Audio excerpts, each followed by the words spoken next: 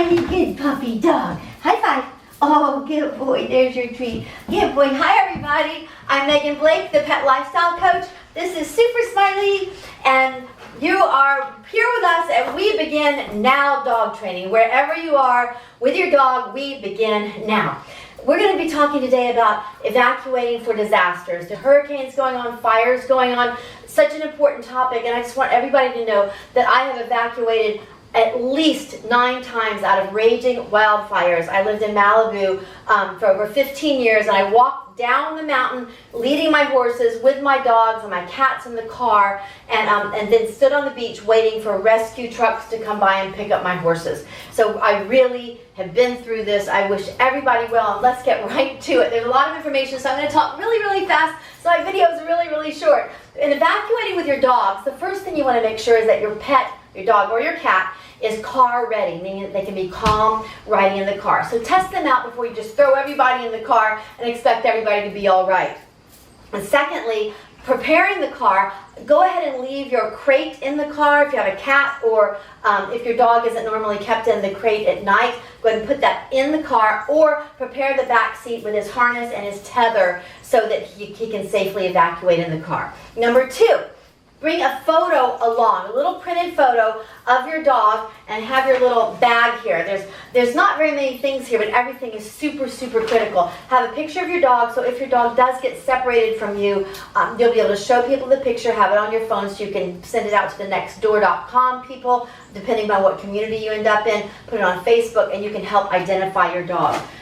Number 3, have his meds ready to go. I suggest, like I just mentioned, this little bag, you put everything in a little bag. You can have a to-go list right there, put all the meds in the bag, and absolutely have his food. Maybe you'll want to get an extra little bag of food and put that in the car ready to go.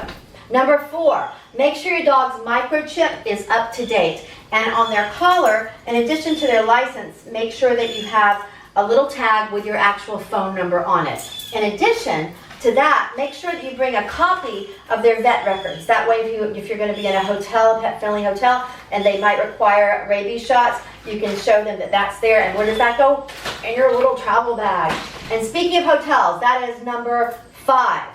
Go ahead and make reservations at pet-friendly hotels along your evacuation route where you think you might be stopping. Now, I know what your question is. How do I know to make a reservation when there's an evacuation that's going to be called out? Isn't that like that? Well, with a hurricane, you know a hurricane is coming several days in advance, maybe even a week in advance. So go ahead and make your reservation early, but ask them what their cancellation policy is. So if you don't have to evacuate, you can cancel on time and you won't be charged. Same thing with wildfires. Unless the fire actually starts in your neighborhood and boom, goes up like a tinderbox, usually you know there are wildfires around in your area. There are predictions as to which way the winds are blowing, how in control they are, so you can go ahead and make a reservation in advance. Number 6, have a towel, a little towel, let your dog sleep with it so it smells like them, and then put that in your car with all of your travel crate, your leashes and everything.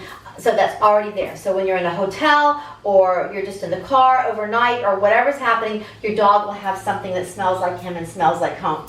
And I just mentioned this, leashes. Have an extra leash, not his usual leash. It doesn't have to be expensive. Just have an extra leash in the car. Because sometimes if you're evacuating like this, you don't even have time to put the dog's leash on. Literally, it's everybody get in the car and get out and be safe. And if you do happen to have 2 leashes, put both of them in the car, because you might actually run across another dog that's gotten lost during the disaster. And that way you'll have the opportunity to be a good Samaritan and pick up that dog and help save another family's dog's life. And I know that you would want them to do that the same for you.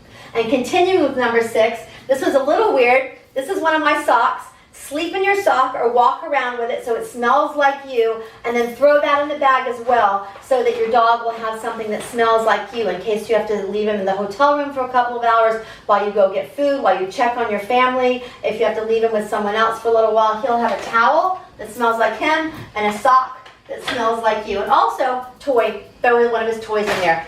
This is a tiny little bag, but you've got a list right here of everything you'll need. This can be a lifesaver. And I wish everybody complete safety calm during this crazy time. I hope that nothing is going on in your area, but if you are in a hurricane or a fire evacuation zone, this can really, really help you. Be safe, everybody. Thank you, Greensboro Downtown Parks and Green Lincoln, for sponsoring We Begin Now Dog Training. I'm Megan Blake, the Pet Lifestyle Coach. Have a great, great, safe week, everybody. Bye. We begin now.